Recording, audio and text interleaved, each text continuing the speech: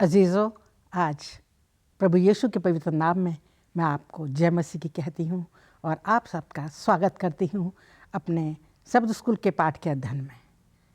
मैं चाहूँगी कि मैं हमारे जो बीच में पैनलिस्ट हैं, हमारे मेहमान, उनका भी मैं स्वागत करना चाहती हूँ। पास्टर आर भारती और मिस्टर राजेश चंद, आप दोनों का मैं स्वागत करती हूँ हमारे आज इस शब्द स्कूल के पाठ के अध्ययन में। इससे पहले कि हम अपने अध्ययन में चले, मैं चाहती हूँ कि मिस्टर राजेश चंद हमारे इस अध्ययन के लिए, हमारे जो अजीज़ बैठे हैं दर्शक, उनके लिए, हम सब के लिए प्रार्थना करें। आइए प्रार्थना करते हैं। हमारे सर्वशक्तिमान परमेश्वर, हम आपका धन्यवाद करते हैं इस अच्छे समय के लिए जो आपने हमें इस समय दिया है कि हम यहाँ इकट्ठे होकर बैठकर आपके वचन से सीख सकते हैं।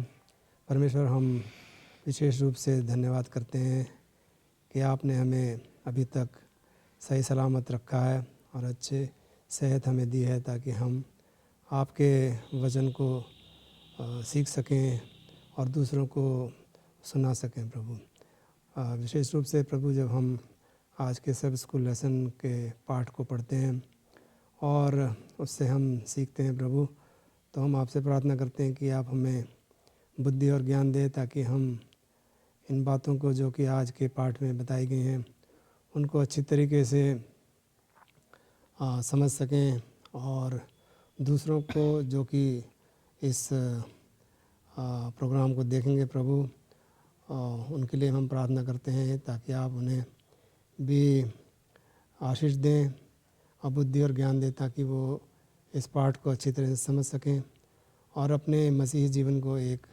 अच्छा मसीही जीवन बना सकें। प्रभु, हम सब बातों को आपके सामने रखते हैं और आपसे प्रार्थना करते हैं प्रभु कि आप हमें आशीष दें और आज के पाठ में हमारी अगुवाई करें। ये छोटी विनती प्रभु यीशु मसीह के नाम से मांगते हैं, दया से सुने ग्रहण करें। आमीन। आमीन। अजीज़ों, आज इस वर्ष का चौथा क्वार्टर है और जिसका कि हम शीर्षक है शिक्षा। अभी तक हम पढ़ते आए हैं, सीखते आए हैं परमेश्वर की जो शिक्षाएं पवित्र पुस्तक में हमें दी गई हैं। और आज का जो 12वां पाठ का हम अध्ययन करने जा रहे हैं और उसका शीर्षक इस तरीके से है, सबत एक अनुभव और साझा करने योग्य संदेश। और आज का याद वचन मैं आपके साथ साझा करना चाहती हूँ, आप मेरे साथ निकाल सकते हैं, जो कि मरकुस की इंजील उसके दूसरे अध्याय की 27 और 28 पद से लिया गया है।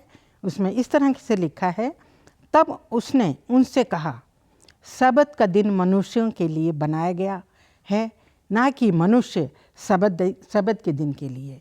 इसलिए मनुष्य का पुत्र सबत के दिन का भी स्वामी है। प्रभु अपने वचन के पढ़े जाने पर हम सबको आशीष दे। अजीज़ों, आज हम जानेंगे हमारे जो पैनलिस्ट हैं, हमारे जो सब स्कूल के विषय में सबत का जो दिया गया है हमारी बाइबल में। परमेश्वर ने सबत का दिन ना कि सिर्फ विश्राम के लिए दिया गया है, उसमें हम बहुत कुछ कर सकते हैं जो हमें परमेश्वर ने हमें सिखाया है अपने पवित्र पुस्तक के बारे में। उसको आज हम गहराई से जानेंगे। एक छोटी सी उदाहरण के द्वारा जो है, एक छोटी सी कहानी के द्वारा हमें यहाँ पर सिखाया गया है कि किस तरीके से हम कर सकते हैं। यहाँ पे एक अनुभव साझा किया है एक महिला ने, जो कि मिसेस गेल हैं और उनके पति जो हैं वो बाहर गए हैं 6 हफ्ते के लिए और वो चाहती हैं कि जो उनकी एक सहेली जो कॉलेज में पढ़ती है और वो एक एडवेंटिस्ट एकमात्र है जो उस कॉलेज में है, जो पढ़ रही है, वो उसको चाहती कि उसको न्योता देती हैं कि वो घर आए उसके और शुक्रवार का दिन और सबत का दिन वो उसके साथ बिताए। और वो उनके जो जेडी जो है वो इस बात के लिए राज़ी हो जाती है और वो उनके घर आती है। और जब वो लोग मिलकर बैठते हैं, साथ खाना खाते हैं और परमेश्वर के वचनों में से सीखते हैं, आपस में एक दूसरे के साथ जो उनके अनुभव हैं, मसीही अनुभव, उसको वो दोनों साझा करते हैं और जो कुछ उनके जीवन में परिवर्तन आया है परमेश्वर की शिक्षा के द्वारा, उसको भी वो साझा करते हैं। और मिसेस गेल कहती हैं कि इन अध्ययनों के द्वारा उन्होंने परमेश्वर को बहुत नज़दीकी पाई है। वो अन्य दिनों के अलावा इस दिन सबत के दिन, शुक्रवार और सबत के दिन जोड़ी के साथ रह के बहुत कुछ सीख पाई हैं। उनका अनेक नया अनुभव उन्होंने सबत का पाया है। अजीज़ों, आज इसी विश्वास को आज हम सीखेंगे अपने अजीज़ों के द्वारा, हमारे जो मेहमान हैं, कि सबत का दिन हमें किस लिए दिया गया है, उसको गहराई से जानेंगे। आइए हम आज के रविवार के पर्चे में चलते हैं, जिसका शीर्षक इस तरह से है, आश्चर्य और चमत्कार से भरे जाने का समय। मैं पास्टर भारती के जानना चाहूँ कि हमारे दर्शकों को बताएं, तो उत्पत्ति 2 अध्याय के दूसरी और तीसरे पद पर क्या बताया गया है। उत्पत्ति 2 अध्याय के दूसरे और तीसरे पद में क्या बताया गया है, क्या समझाया गया है, आप अपने विचारों को हमारे दर्शकों के साथ साझा करें। और यहाँ पर हम इस दूसरे अध्याय के शुरू में जो है हम देखते हैं कि परमेश्वर ने 6 दिन सृष्टि करने के बाद और 7वां दिन परमेश्वर ने आदम और हवा को ये 7वां दिन दिया और उनको कहा कि ये विश्राम का दिन है, ये सबत का दिन है। और परमेश्वर ने उस दिन को आशीष दी और उसको पवित्र ठहराया। ये खास 2 बातें जो हैं यहाँ पर बताई जाती हैं कि परमेश्वर ने 7वें दिन विश्राम किया और इंसान के लिए भी कहा कि ये तुम्हारे लिए भी विश्राम का दिन है। और उस दिन को परमेश्वर ने आशीष दी और उसको पवित्र ठहराया। और यहाँ हम देखते हैं कि आदम और हवा इस पहले सबत में जब सृष्टि के बीच में बैठ कर के परमेश्वर की सृष्टि के बारे में देखते हैं, वो चारों तरफ अपनी नज़र डालते हैं, तो देखते हैं कि किस तरह से जो एक भेड़ का बच्चा है वो एक शेर के बच्चे के साथ खेल रहा है। उनको देख करके कितनी खुशी होती है कि सब मिलजुल करके जो है वो अपने जीवन को व्यतीत कर रहे हैं। प्रकृति को देख करके उनको कितना खुश लगता है कि परमेश्वर ने कितनी खूबसूरत प्रकृति जो है वो बनाई है। और ख़ास जोर मैं यहाँ पर देना चाहता हूँ कि परमेश्वर ने इस 7वें दिन को वो सैबत कहा, विश्रामवार कहा। और ये हम अगर इंग्लिश में पढ़ते हैं, एक्सोडस की किताब उसके 16 अध्याय की यहाँ इस आयत में लिखा है, 26 आयत में यहाँ लिखा है, on the 7th day the sabbath there will not be any. तो यहाँ 6 days you shall gather it, but the 6 days the sabbath there will not be any. यहाँ जिक्र किया गया उस अध्याय का, उस अनुभव का, कि जब इस्राएली लोग सफ़र कर रहे थे और उनको परमेश्वर खाने के लिए मन्ना देता था, तो वहाँ परमेश्वर कहता कि 7वां दिन तुम्हें बाहर नहीं निकलना है, क्योंकि वो सैबत का दिन है, वो 7वां दिन है। और इसी चीज़ को परमेश्वर ने निर्गमन की किताब उसके 20वें अध्याय में जो 10 हुक्म परमेश्वर ने मसीह जगत के लिए दिए हैं, उसकी 4थी आयत में भी साफ तरीके से कहा है कि 7वां दिन जो है वो सैबत है। और नए नियम में जब हम जाते हैं तो मत्ती की किताब उसके आखिरी चैप्टर में भी लिखा है कि हफ्ते का पहला दिन जो था वो रविवार का दिन था। और वहाँ सैबत गुजरने के बाद जब वो मरियम मगदलिनी और उसकी साथी वो जब यीशु की कब्र पर जाते हैं तो वहाँ देखते हैं कि वो कब्र जो है वो खाली है। तो सैबत 7वां दिन जो है उसको सैबत कहा गया है। और इसका जिक्र परमेश्वर के वचन में उत्पत्ति से लेकर के बाइबल की आखिरी किताब तक इसका जिक्र किया गया है। और परमेश्वर चाहता है कि इस दिन में हम परमेश्वर के आराधनालय में जाके, परमेश्वर के घर में जा कर के हम उसके बारे में जो है सोचें, उससे दुआ प्रार्थना करें और उसको जो है हम अपने जीवन को उसके हाथ में सौंपें। धन्यवाद देते हैं पास्टर भारती आपका इन अच्छे विचारों के लिए जो आपने हमारे दर्शकों के साथ साझा किए। आइए हम सोमवार के अध्ययन में चलते हैं, जिसका शीर्षक इस प्रकार से है, पुनः सीखने के लिए समय। और मैं राजेश चंद से निवेदन करूंगी कि आप इस बात पर रोशनी डालें कि क्या सबत इस्राएली लोगों को परमेश्वर के बारे में जानने में मदद करता है। क्या कारण है कि सबत का दिन एक बहुत ही महत्वपूर्ण दिन है और परमेश्वर के लिए, चुने हुए लोगों के लिए वो क्यों महत्वपूर्ण है, ये आप प्लीज़ हमारे दर्शकों को बताएं। जो आज का जो सोमवार का जो पाठ है, पुनः सीखने के लिए समय, तो मैं शीर्षक से ही शुरुआत करता हूँ कि यहाँ लिखा है पुनः सीखने के लिए समय। तो पुनः हमें सीखने की ज़रूरत कब पड़ती है? पुनः सीखना मतलब दोबारा सीखना।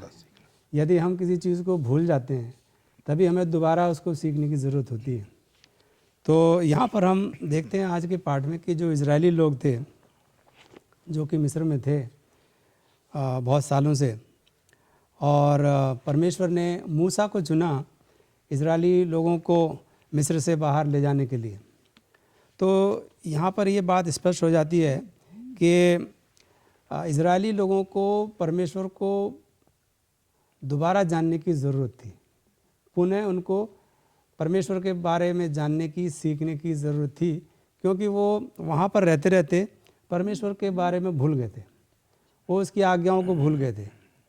तो इजराइल लोगों को परमेश्वर को दोबारा जानने की ज़रूरत थी, और परमेश्वर ये चाहता था कि इजरायली लोग हैं वो केवल उसकी आराधना करें, उसकी उपासना करें। और परमेश्वर ने इजराइल लोगों को एक बहुत ही शानदार भविष्य का वादा किया था, और सबत का जो दिन है उससे अच्छा दिन और कोई हो ही नहीं सकता परमेश्वर के बारे में सीखने का। और जो इजराइली लोग थे वो भूल चुके थे, और उनको सबत के दिन परमेश्वर के बारे में जानने में मदद मिलती थी।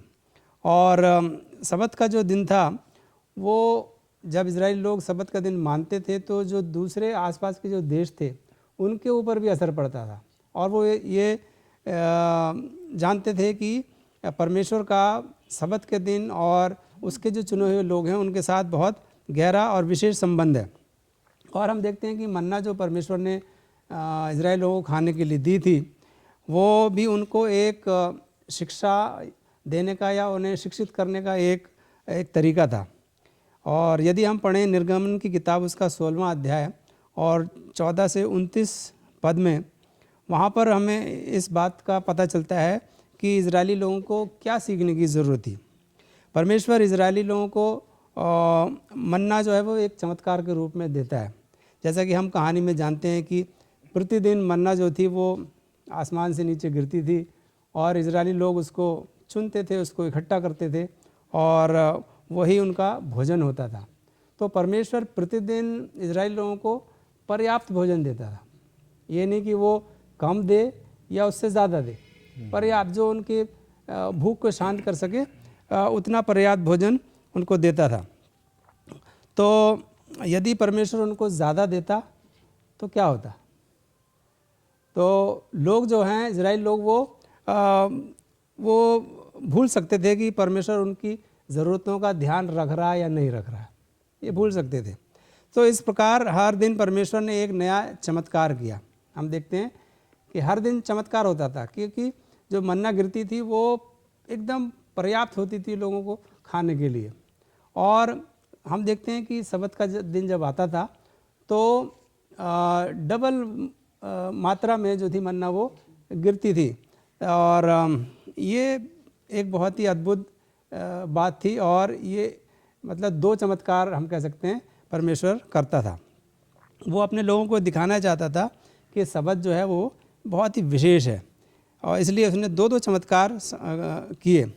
परमेश्वर ने शुक्रवार को अपने लोगों को दोहरा भोजन दिया, तब परमेश्वर ने भोजन को आशीर्वाद दिया ताकि वो खराब ना हो, क्योंकि 2 दिन तक रखा जाएगा, वो सबत के दिन भी उसको खाएंगे। तो उनके पास हम देखते हैं कि उस ईश्वर के बारे में सोचने का समय था जिसने उन्हें पाप और मिस्री गुलामी से मुक्त कराया था। उनके पास ये सोचने के लिए अधिक समय था कि ईश्वर के लोग होने का क्या मतलब है। तो हम देखते हैं कि 40 साल तक उन्होंने उस मन्ना को खाया। परमेश्वर इजरायलियों को ये याद रखने में मदद के लिए मूसा को एक बर्तन रखने के लिए भी कहता है, जैसे कि हम कहानी में जानते हैं। इससे उन्हें सबत के दिन के लिए अपने खूबसूरत अनुभव को याद रखने में मदद मिली। ऐसे समय में भी जब परमेश्वर ने इजराइल को दिखाया सबत जो है बहुत ही विशेष है। तो हम यहाँ देखते हैं कि सबत जो है बहुत ही विशेष और महत्वपूर्ण स्थान रखता है परमेश्वर के लोगों के जीवन में। चंद साहब, जैसे आपने बताया ये इस्राएली लोगों के बारे में, और जो हम आज सीख रहे हैं सबत के बारे में, कि परमेश्वर अपने लोगों को बार बार सिखाना चाहता था। परमेश्वर आज भी बार बार अपने लोगों को सिखाना चाहता है कि जिस तरह से इस्राएली लोगों को परमेश्वर मन्ना देता था पूरे हफ्ते, और छठे दिन उनको दुगना मन्ना मिलता था क्योंकि उनको सब्त के दिन बाहर ना निकलना पड़े। तो परमेश्वर उनको बार बार सिखाता था, हर हफ्ते सिखाता था, और उसके बावजूद भी हम पाते हैं आगे आने वाले अध्यायों में कि लोग फिर भी परमेश्वर के शुक्रगुजार नहीं थे, परमेश्वर के विरोध में लोग फिर भी बातें करते थे। तो आज भी परमेश्वर बार बार अपने लोगों को सिखाता है कि 7वां दिन जो है वो सब्त का दिन है। हम उस दिन में किसी तरह का कोई काम ना करें, परमेश्वर के घर में बैठें और उसकी सृष्टि के बारे में, उसके कामों के बारे में, उसके जीवन के बारे में हम मिल करके सीखें। जी। और ये हमें ये भी सिखाता है पास्टर कि हम लोग तैयारी कर लें। शुक्रवार जैसे तैयारी का दिन दिया, बाइबल में भी बताया गया कि परमेश्वर ने शुक्रवार को डबल दिया ताकि जो है हमें चिंता ना करें, शनिचर के सब्त के दिन की चिंता ना करें। आज भी हमें जो है इस बात को सिखाया जाता है कि हम पहले से तैयारी कर लें जो हमारा सब्त का दिन आ रहा है, और जो है फिर हम फिक्र नहीं होगी कि हमें सब्त के दिन क्या खाएंगे, कैसे करेंगे, चीज़ों का इंतज़ाम करने में हमें समय नहीं लगेगा। मिस्टर राजेश चंद, आपका भी मैं धन्यवाद देती हूँ अपने विचारों को साझा करने के लिए। आइए हम मंगलवार के अध्ययन में चलते हैं जिसका शीर्षक इस तरीके से है, सबसे महत्वपूर्ण चीज़ों को प्रथम स्थान देने का समय। और मैं पास्टर भारती से निवेदन करूंगी कि वो हमारे दर्शकों को बताएं सब्त के दिन परमेश्वर अपने लोगों से क्या उम्मीद करता है। ये उन लोगों के लिए, हम तमाम सेवंथ डे एडवेंटिस्ट चर्च के लोगों के लिए और तमाम मसीह लोगों के लिए भी है जो सब्त में विश्वास करते हैं, जो परमेश्वर के वचन में विश्वास करते हैं कि सब्त के दिन परमेश्वर हमसे क्या उम्मीद करता है। यहाँ परमेश्वर बताना चाहता है कि सब्त के दिन हम परमेश्वर के घर में बैठ कर के उसके नाम के गीत गाएं, उसके परमेश्वर के वचन से पढ़ें और उसके बारे में सोच विचार करें, उसके कामों के बारे में सोचें और उसके वचन को अपने जीवन में हम इस्तेमाल करें। हम यहाँ यशायाह की किताब उसके 58 अध्याय में 2-3 खास चीज़ों का यहाँ जिक्र किया गया है कि हम सब्त के दिन जो है हम अगर उपवास रखते हैं तो उसको हम किस तरह से रखें, और हम जो हैं अगर परमेश्वर के इस दिन में परमेश्वर के घर में जाते हैं तो हम किस तरह से आराधना करें। हमारा जो प्रैक्टिकल क्रिश्चियन जीवन है वो हमारा किस तरह का जीवन हो। यहाँ परमेश्वर कहता है कि हम जो है अगर उपवास करना चाहते हैं तो हमारा चेहरा लटका ना हुआ हो, और वो खाना जो आपने नहीं खाया है उस खाने को हम गरीबों के बीच में, जो मोहताज हैं और जो गरीब हैं उन लोगों के बीच में जाकर के हम उसको जो है वो बांटें, और उसको बड़े खुशी दिल से हम अपने आशीषों को खुशी दिल से लोगों के साथ बांटें।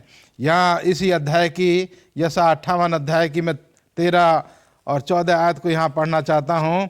लिखा है कि यदि तू विश्राम दिन को अशुद्ध ना करे, अर्थात मेरे उस पवित्र दिन में अपनी इच्छा पूरी करने का यत्न ना करे, और विश्राम दिन को आनंद का दिन और यहोवा का पवित्र किया हुआ दिन मानकर समझकर माने, यदि तू उसका सम्मान करके उस दिन अपने मार्ग पर ना चले, अपनी इच्छा पूरी ना करे और अपनी ही बातें ना बोले, तो तू यहोवा के कारण सुखी होगा, और मैं तुझे उस देश के ऊंचे स्थानों पर चलने दूंगा।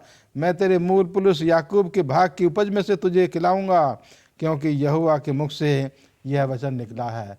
तो यहाँ परमेश्वर बता रहा है हम तमाम लोगों को कि सब्त के दिन हम किस तरह से उसका पालन करें और किस तरह का हमारा जीवन हो, और हम अपने जीवन को उस दिन जो है वो आशीष का जीवन हम लोगों के लिए अपने जीवन को रखें और उसके बताए हुए रास्ते पर चलें, उसके बताए हुए वचन को अपने जीवन में इस्तेमाल करें, और सब्त का दिन जो है एक खुशी का दिन, एक आनंद का दिन हो। लेकिन साथ ही साथ मैं यहाँ भी कहना चाहता हूँ कि खाली दिखावे के लिए हमारे होठों के ऊपर सब्त का पालन वो खाली दिखावा ना हो, क्योंकि परमेश्वर हमारे दिलों को जानता है, और हम दिल से परमेश्वर का आदर और सम्मान करें, उसके सब्त को मानें और तब यहाँ परमेश्वर का वचन जो है वो हमारे लिए है कि वो हमें आशीष देगा और परमेश्वर हमारे जीवन में हमें जो है वो तरक्की देगा और वो हमारी देखभाल करेगा।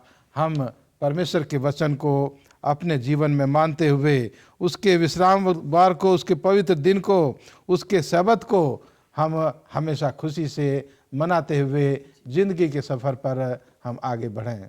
जी, शुक्रिया पास्टर भारती आपके लिए जो आपने अपने विचारों को साझा किया।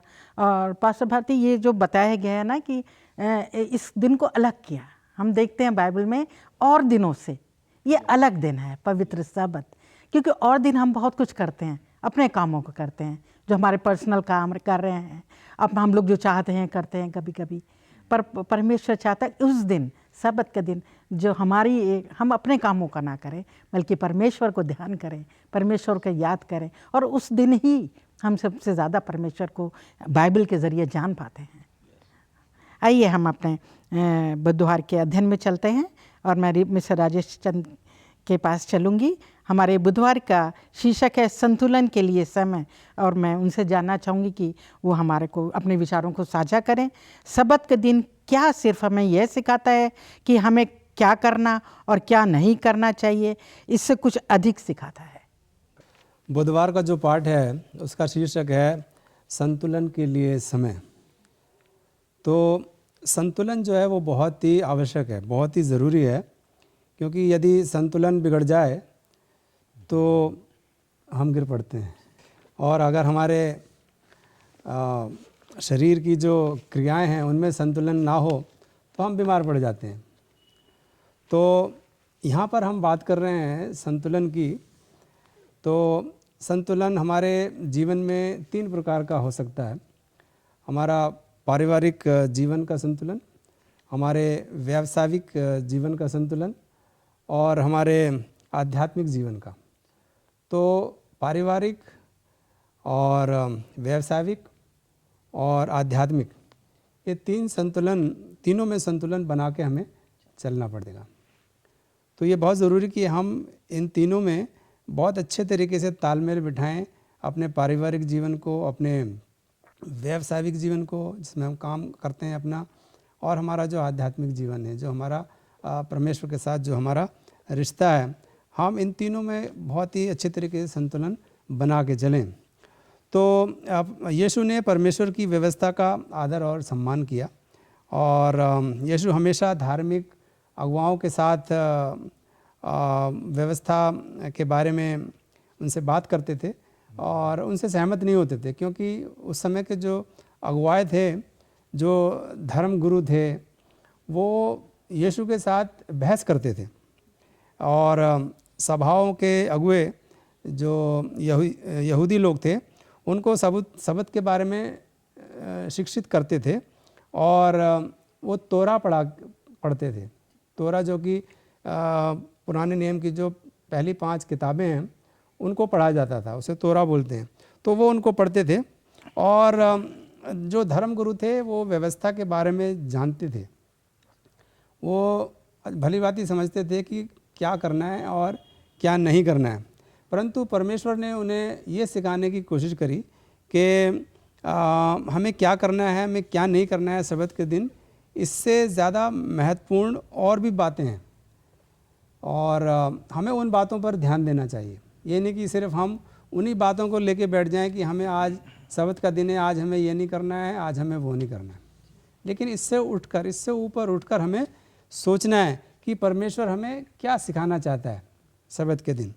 तो यदि हम मत्ती की किताब उसका 12वां अध्याय और उसका पहले से 13 पद, और लूका की किताब और उसका 13वां अध्याय 10 से 17 पद यदि हम पढ़ें तो हमें पता चलता है कि यीशु ने अपने समय में लोगों को क्या क्या सिखाया। यीशु ने सब्त के दिन चंगा किया, बहुत सारे लोगों को, बहुत सारे चमत्कार किए, और यहूदी लोगों को बहुत सारी महत्वपूर्ण आध्यात्मिक बातों के बारे में उन्होंने बताया। उन्होंने ये भी बताया कि पाप क्या है, और ये भी बताया कि सब्त का मतलब क्या है, और यीशु का पिता के समान होना इसका क्या मतलब है, और यीशु के पास कितनी शक्ति थी।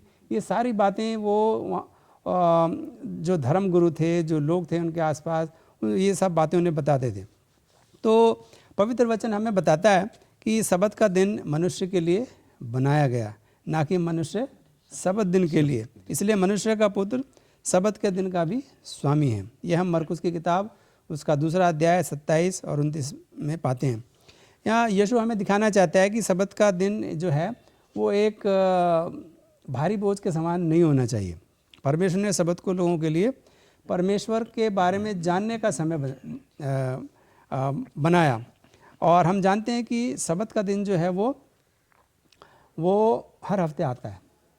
हमारे समय के कहना चाहिए चक्र में सबत जो है वो डला हुआ है और वो हर हफ्ते आता है।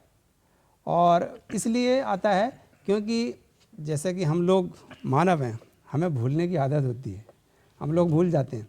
इसलिए सबत को परमेश्वर ने समय के चक्र में डाल दिया ताकि हमें हर हफ्ते उसकी याद आए, हम परमेश्वर के बारे में सीखें, जानें उसके बारे में सबत के दिन। तो इसलिए सबत का दिन जो है वो बहुत ही महत्वपूर्ण हो जाता है हम सब के लिए। और यीशु अपने जो अनुयायी थे, यहूदी नेता और जो भीड़ उनके साथ चलती थी, वो ईश्वर के बारे में गहराई से सोचने के लिए उनको कहते थे। हमारे लिए केवल नियमों व्यवस्था के बारे में सोचना और ईश्वर के बारे में भूलना बहुत आसान है। व्यवस्था हमें उस सेवा को बेहतर ढंग से जानने में मदद करती है। शुक्रगुजार हूँ मिस्टर राजेश चंद आपका कि आपने इतने अच्छे से समझाया। और ये सही है कि जब हम सबत के दिन चर्च आते हैं तो कई चीज़ें हम भूल जाते हैं, और जब हम बार बार अध्ययन करते हैं, अपनी डिवाइन सर्विस के ज़रिए हमें उपदेश दिया जाता है, हमारे जो लेसन स्टडीज़ होती हैं, जो हम कई चीज़ें भूल जाते हैं बाइबल में से, परमेश्वर के बारे में, हम दोबारा उनको हम सीख सकते हैं, याद कर सकते हैं, मनन कर सकते हैं। आइए हम अपने बृहस्पतिवार के अध्ययन में चलते हैं, जिसका शीर्षक इस तरीके से है, समुदाय के लिए समय। और मैं पास्टर भारती से दरख्वास्त करूंगी कि वो हमारे दर्शकों को बताएं कि विश्वासियों के पास आराधनालय के सिवाय यीशु को साझा करने का बेहतर स्थान क्या है। ये सवाल जो है हम सबके लिए सीखने के लिए अच्छा है कि जिस तरह से हम देखते हैं परमेश्वर के वचन में कि परमेश्वर के वचन में जो परमेश्वर के मानने वाले लोग थे, और ख़ास करके हम नए नियम में देखते हैं कि परमेश्वर के लोग आराधनालय में जाकर के परमेश्वर की आराधना और उपासना करते थे, और परमेश्वर के वचन को वहाँ पर पढ़ा जाता था। और यही हम यीशु मसीह के जीवन में देखते हैं कि जब भी उनको समय मिला, उन्होंने, वो चाहे कहीं पर भी थे, वो जब सब्त का दिन आया तो वो आराधनालय में गए और लोगों के साथ मिल कर के परमेश्वर का वचन सीखा। और यही चीज़ हम यीशु मसीह के चेलों के जीवन के बाद देखते हैं, और प्रेरित पौलुस के बारे में भी हम यही जानकारी मिलती है कि वो भी सब्त के दिन आराधना करते थे। लेकिन आज यहाँ पर सीखने के लिए हमें दिया गया है कि हम समाज के लिए हम क्या कर सकते हैं। जैसे कि पौलुस रसूल के बारे में हम सीखते हैं कि पौलुस रसूल आराधनालय में आराधना करने के बाद और हफ्ते के बीच में भी वो समाज के बीच में जाकर के लोगों को परमेश्वर का वचन वो सुनाता रहता था। और यहाँ आज हम सबके लिए यहाँ सीखने के लिए दिया गया है कि चर्च अटेंड करने के बाद, आराधनालय में उपासना करने के बाद हमारे लिए और क्या क्या जगहें हैं जहाँ पर हम जाकर के प्रभु यीशु मसीह के शुभ संदेश को साझा कर सकते हैं। यहाँ यीशु मसीह ने हम अपने तमाम विश्वासियों को ये अधिकार दिया और ये हुक्म भी दिया, जो प्रेरितों की किताब उसके पहले अध्याय और इसकी 7 आयत में हम यहाँ पर पढ़ते हैं, खास करके 8 आयत में, परंतु जब पवित्र आत्मा तुम पर आएगा तब तुम सामर्थ पाओगे और यरूशलेम और सारे यहूदिया और सामरिया में और पृथ्वी की छोर तक मेरे गवाह होगे। यहाँ यीशु मसीह के ये स्वर्गारोहण का जो है जिक्र किया गया है कि यीशु मसीह जब आसमान पर जा रहे थे और गलीली लोग, यीशु मसीह के लोग उनको देख रहे थे, और जब तक उनकी आंखों से ओझल ना हुआ वो उसको देखते रहे, ताकते रहे। और वहाँ 2 फरिश्ते जो है आकर के उनको कहते हैं कि हे गलीली पुरुषों, तुम यहाँ खड़े होकर के आकाश की ओर क्या देख रहे हो। और उनको वादा दिया जाता है कि जिस तरह से यीशु मसीह स्वर्ग पर उठा लिया गया है, उसी रीति से उसको तुम फिर आता हुआ देखोगे। तो यहाँ परमेश्वर की तरफ से ये इंतजाम किया गया है अपने तमाम विश्वासियों के लिए कि चर्च के बाद हमें जो है अपने घर में और अपने समाज में, अपने देश में, और यहाँ तक कि क्योंकि यहाँ लिखा कि पहले यरूशलेम में, उसके पास आसपास के देशों में, और फिर सामरिया में, और सबसे आखिर में पृथ्वी की छोर तक, दुनिया के एक कोने से लेकर के दूसरे कोने तक हमें यीशु मसीह के शुभ संदेश को साझा करना है। तो यहाँ समाज के लिए, समुदाय के लिए हमें समय निकालना है कि परमेश्वर के शुभ संदेश को हम जो हैं, अगर हो सके तो सब्त के बाद या सब्त के बीच में या सब्त को चर्च अटेंड करने के बाद हम लोगों के बीच में जा सकते हैं और अपना समय प्रभु यीशु मसीह के शुभ संदेश को देने के लिए हम दे सकते हैं। और हफ्ते के बीच में भी ज़रूरी नहीं कि आप सब्त के दिन ही, बल्कि दूसरे दिन भी आपके लिए रास्ते खुले हैं कि आप जब भी आपको समय मिलता है, आप यीशु मसीह का संदेश लोगों के साथ साझा कर सकते हैं और उनको यीशु मसीह के जीवन के बारे में बता सकते हैं और उनको निमंत्रण दे सकते हैं कि वो लोग भी यीशु मसीह के बारे में सीख करके, उनके कामों के बारे में सीख करके उसको अपना मुक्तिदाता ग्रहण कर सकते हैं और अपने जीवन को स्वर्ग जाने के लिए तैयार कर सकते हैं। तो ये हम तमाम मसीह लोगों का ये काम परमेश्वर ने हमें दिया है कि तमाम मसीह लोग यीशु मसीह के नाम को दूसरों को बांटते रहें और उसके बताए हुए रास्ते पर लोगों को हम उनकी अगुवाई करते रहें। धन्यवाद देती हूँ पास्टर भारती, आपने जो अपने विचारों को साझा किया। आइए हम शुक्रवार के अध्ययन में चलते हैं और मैं मिस्टर राजेश चंद से चाहूँगी कि वो हमारे दर्शकों को बताएं कि सब्त का दिन पवित्र रखने के लिए क्या ज़रूरी है। यहाँ पर आज का जो विचार दिया गया है शुक्रवार के पाठ में, वो विचार एलन जी वाइट हमारे सामने लाती हैं। और जैसा कि हम जानते हैं, एलन जी वाइट हमारी बहुत बड़ी भविष्यवक्ता रही हैं, प्रोफेटेस रही हैं और उन्होंने बहुत सारी किताबें लिखी हैं। और उनमें से एक जो उनकी किताब है डिज़ायर ऑफ एजेस, वो उस किताब में उन्होंने इस विचार का वर्णन किया है कि हम सब्त के दिन को किस प्रकार से पवित्र रख सकते हैं। तो यदि हम देखें तो परमेश्वर ने अपने लोगों को उनके आसपास के लोगों से अलग रखने के लिए कई चीज़ें दी थी। उनमें से सब्त का दिन जो है वो एक है। और सब्त का दिन रखने से जो दूसरे आसपास के लोग थे इजरायलियों के, वो उनसे अलग दिखते थे। सब्त ने इस अलगाव को किसी भी चीज़ से अधिक दिखाया। परमेश्वर चाहता था कि सब्त को पवित्र रखने के द्वारा यहूदी दूसरे लोगों को ये दिखाएं कि वे परमेश्वर की उपासना करते हैं, एक जीवित परमेश्वर की उपासना करते हैं और वो किसी झूठे देवता की उपासना नहीं करते हैं। सब्त यहूदियों का परमेश्वर के साथ संबंध था, उसको भी दिखाता है। लेकिन सब्त को पवित्र रखने के लिए जो सबसे ज़रूरी चीज़ है वह है कि हमें खुद पवित्र होना चाहिए।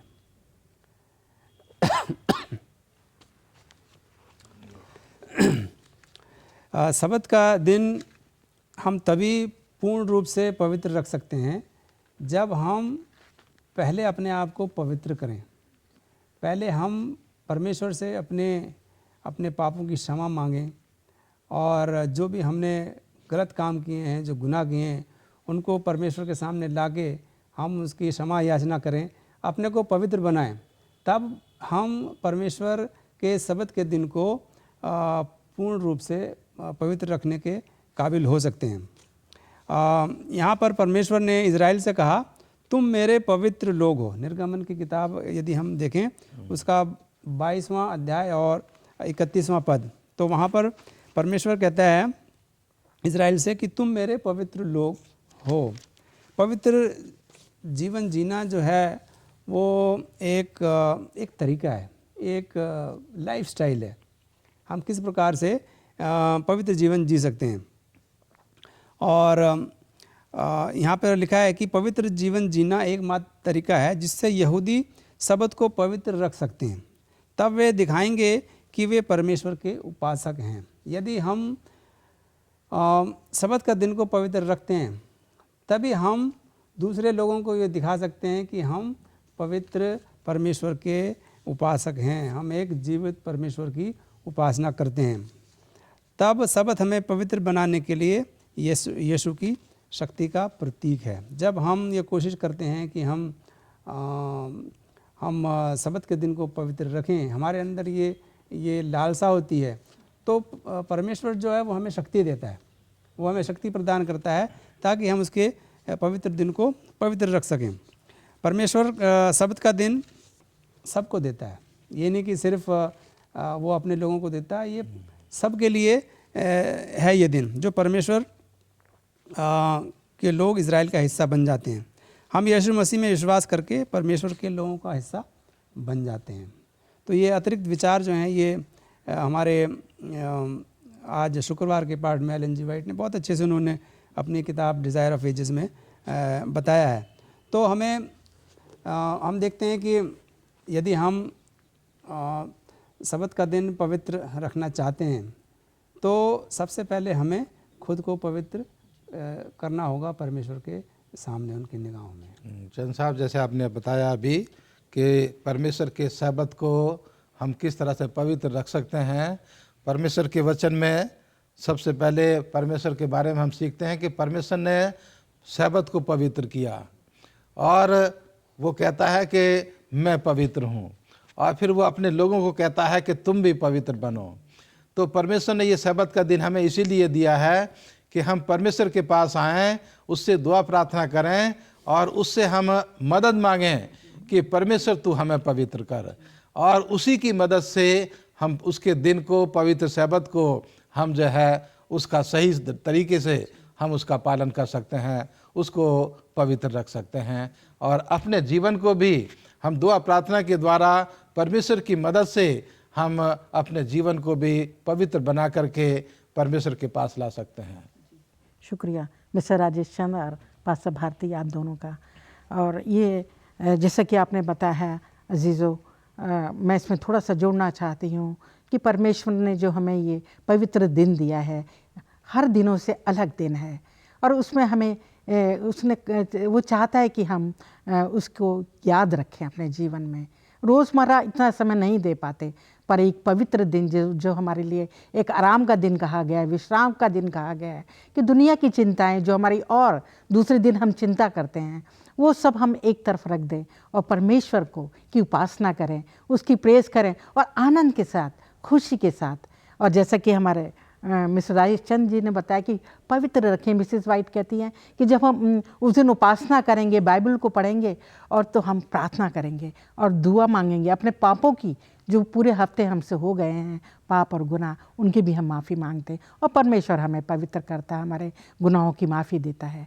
इस तरह हम अपने इस पवित्र दिन को मना सकते हैं खुशी के साथ, और दूसरों की भी हम इस दिन में मदद कर सकते हैं, जैसा कि प्रभु यीशु ने सिखाया है कि हम औरों की किस तरह उस दिन को मदद करें।